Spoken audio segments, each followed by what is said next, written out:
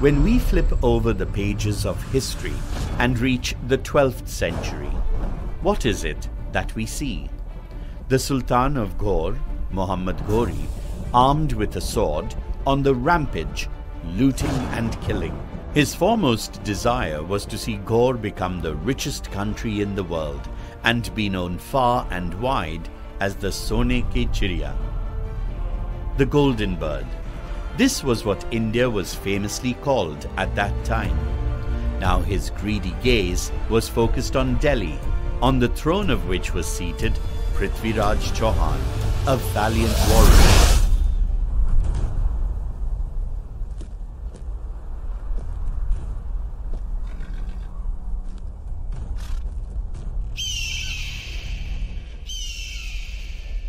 We have conquered, looted and plundered the mightiest and the most prosperous of kingdoms. But the treasures that Delhi has are to be found nowhere else. If we were to loot the riches of Delhi, our country would be the wealthiest in the world, a truly golden kingdom.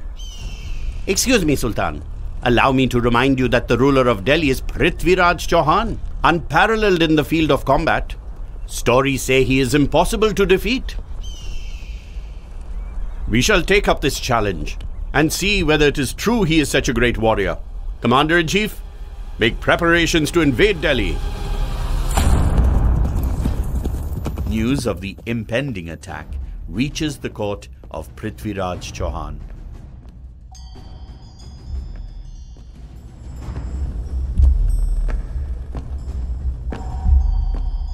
Long live the king! We have just received information that Sultan of Ghajni, Muhammad Ghori, is preparing to raid Delhi. Let him attack us. We are not so weak as to be afraid of mere plunderer. We are Rajput, you know Rajput. We are of the martial race and fear nobody.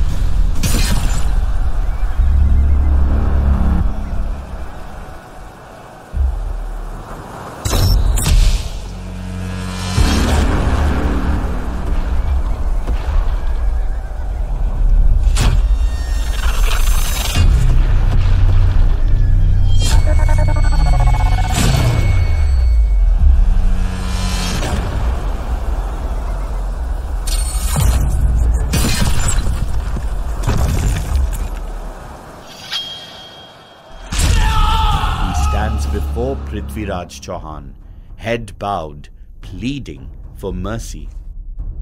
Prithviraj, I have committed a grave error by invading Delhi, and I beg forgiveness for my actions.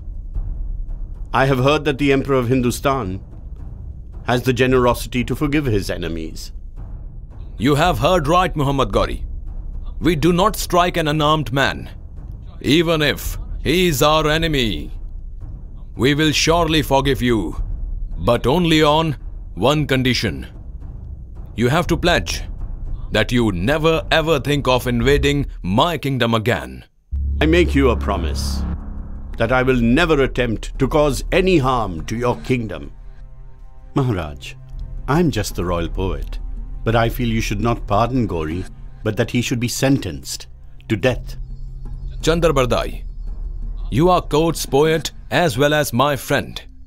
I respect your sentiments, but I feel that everyone should be given a chance to reform and make amends for their mistakes. Having received the king's pardon, Ghori returns to Ghor, but does not give up his wicked ways.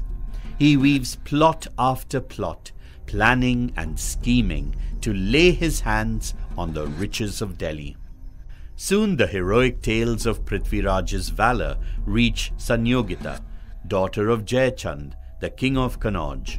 Without seeing him in person, she decides that she will marry him and no one else. Relations between Jayachand and Prithviraj are strained. We wish to hold the Swayamvar ceremony of our daughter, Sanyogita, to which all the kings will be invited, with the sole exception of Prithviraj Chauhan.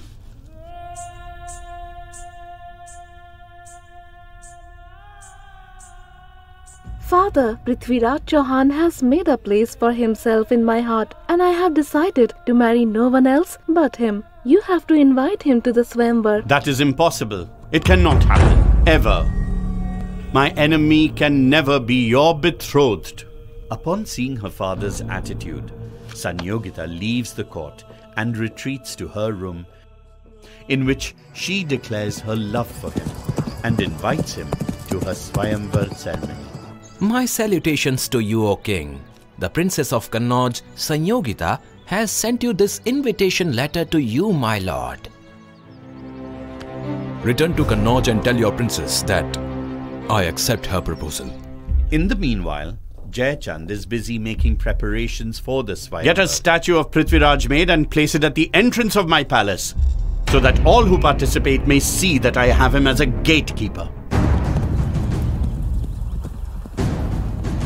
Soon, this news reaches Prithviraj Chauhan.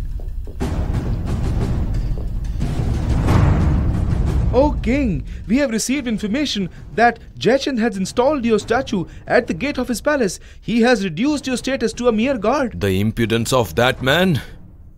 I shall teach Jayachand a lesson. I will definitely go there.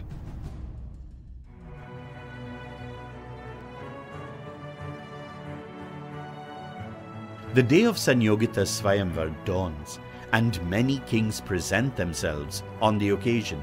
Sanyogita, holding a garland of flowers, slowly makes her way past all of them, not selecting anyone, till she comes to the statue of Prithviraj Chauhan at the entrance.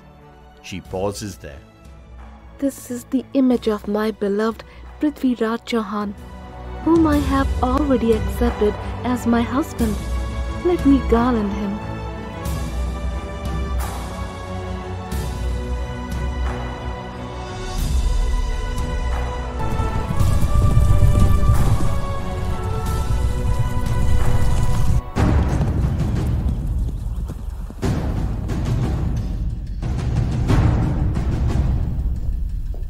Jayachand, Sanyogita has placed the garland around the neck of my image, and hence she is now my wife. I have the right to take her away with me. If any of the kings is bold enough, let him try to stop me for doing so. Saying this, he lifts Sanyogita onto his horse and races away.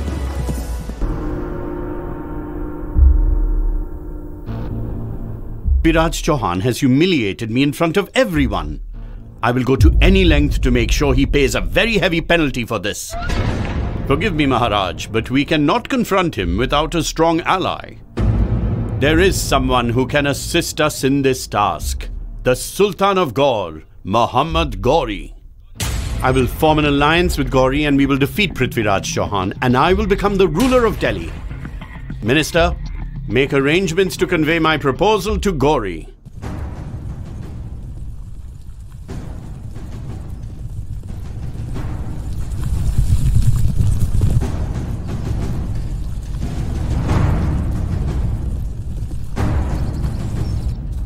A messenger is accordingly sent to the court of Muhammad Gauri with an offer.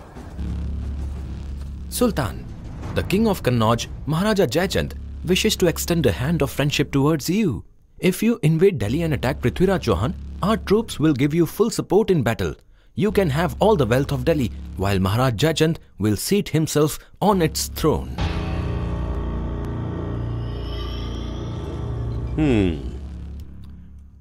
Please convey to King Jayachand that we accept his offer. Let him prepare to attack Delhi.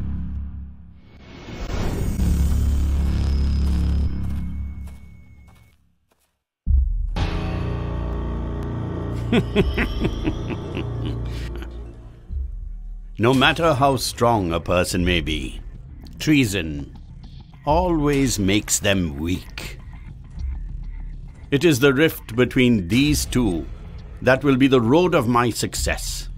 Having defeated Prithviraj, all the riches of Delhi will be mine. Gajni will become the golden sparrow.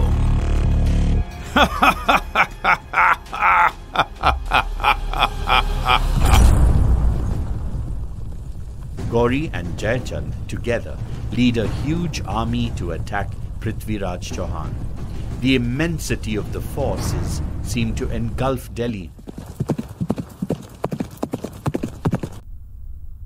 Maharaj, we have received information that Gauri and the ruler of Kannauj, Jaichand, have attacked in Delhi. Is that so? Jaichand has formed an alliance with Gauri? An outsider can still be pardoned for treason, but not someone who is one of us. Army, go and prepare for battle. In line.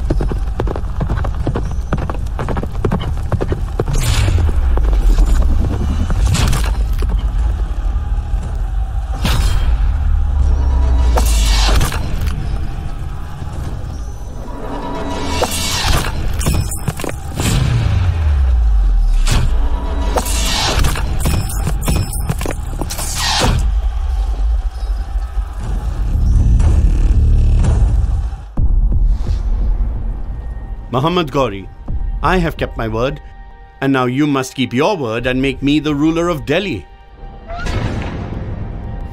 Jaichand, it would have been impossible to defeat Prithviraj Chauhan without your assistance. And you certainly shall be suitably rewarded. Soldiers, handcuff this traitor.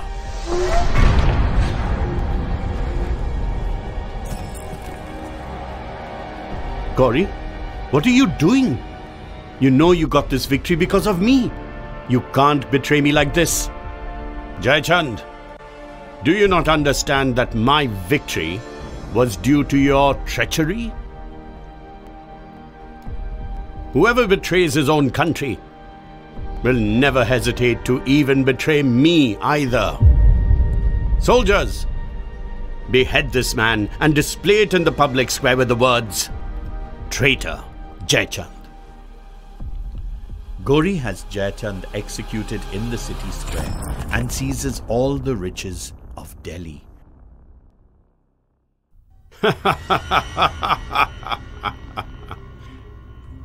The Emperor of Delhi, Prithviraj Chauhan, now stands before me, a captive, bound and fettered.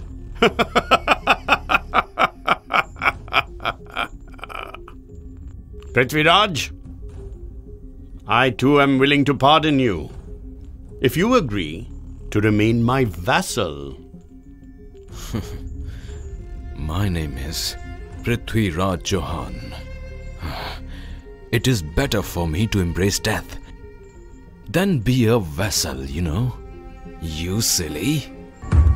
You stand before me as a prisoner and you dare to look at me? Lower these eyes of yours now! Gauri, don't you know that I am a Rajput? The eyes of a Rajput are lowered only after death. Gods! Bring in red-hot iron rods and blind these eyes that dare to look at me.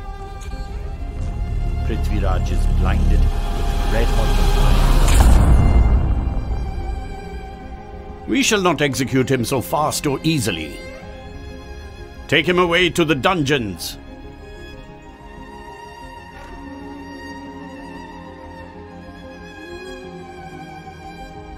I won't let my friend die.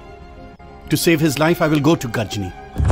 Upon hearing the tragic tale, he comes to Gauri's court in an attempt to save his Muhammad friend's Gauri, life. you have blinded and imprisoned Prithviraj Chauhan. Have you forgotten that the same man gave you the gift of forgiveness when you begged him?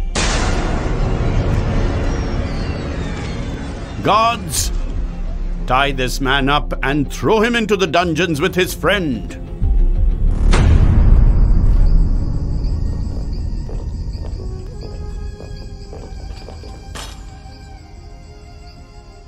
In prison, Janbalda is heartbroken at seeing the pitiable condition of his friend and embraces him lovingly. My loyal friend, I have committed the greatest blunder in granting pardon to Gauri. Even now, if I were offered just one chance, I can vanquish him. Hey, have you heard? They are having an archery competition. People are coming from everywhere to take part. Friend, did you hear that? Gauri is organizing an archery contest that you can participate in. With your skill in shooting just by listening to sounds, you can defeat Gauri. We must take this opportunity.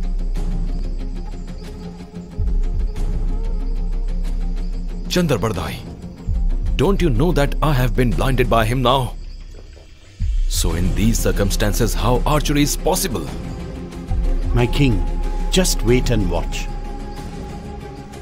Guards, I want to talk to the Sultan about the archery contest. Take my message to the Sultan immediately. Upon receiving the permission of the Sultan, Janbalda is produced in the royal court. Sultan, about that archery contest you're going to have, my friend Prithviraj Chauhan wants to take part in it. What? A blind man will attempt archery? You have not seen Prithviraj Chauhan's skill. He can shoot an arrow in spite of being blind. He can aim an arrow just by listening to a sound. Impossible! Impossible! Just give him a chance and see for yourself. Very well. Let us witness this wonderful event also. But be warned that if he fails, you will be executed along with him also. Understand? I accept that. You have this wonderful opportunity to destroy Gauri. At the contest, instead of shooting your arrow at the disc, take aim and make Gauri the target of your aim. But tell how me will how I will- know where Gauri is seated? Through which I will indicate where Gauri is sitting. Shoot the arrow in the direction I suggest. Having devised a plan in this manner, Prithviraj Chauhan and Chand Bardai enter the venue of the tournament. Sultan, Prithviraj will focus his aim on the disc after listening to its sound. But you must thrice give him the command to shoot. It is only then that he will shoot. Fire your arrow, Prithviraj Chauhan. Char baas 24 gaj, angul asht praman. Tau par Sultan hai, mat chuke Chauhan. The Sultan sits above at a distance of 4 bamboo poles, 24 yards and the width of 8 fingers precisely. Do not miss your target, Chauhan. Take aim, Prithviraj.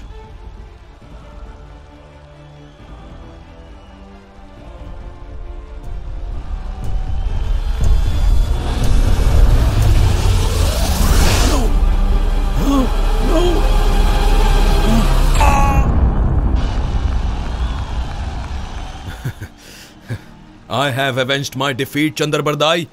I have avenged my defeat! Yeah!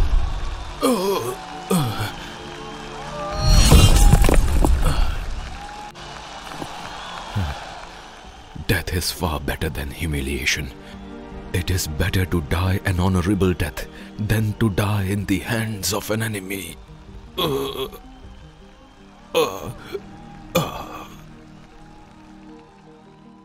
Prithviraj Chauhan and Chandar Bardai planned that after killing Gauri, they will kill themselves for their pride. At last, both killed each other.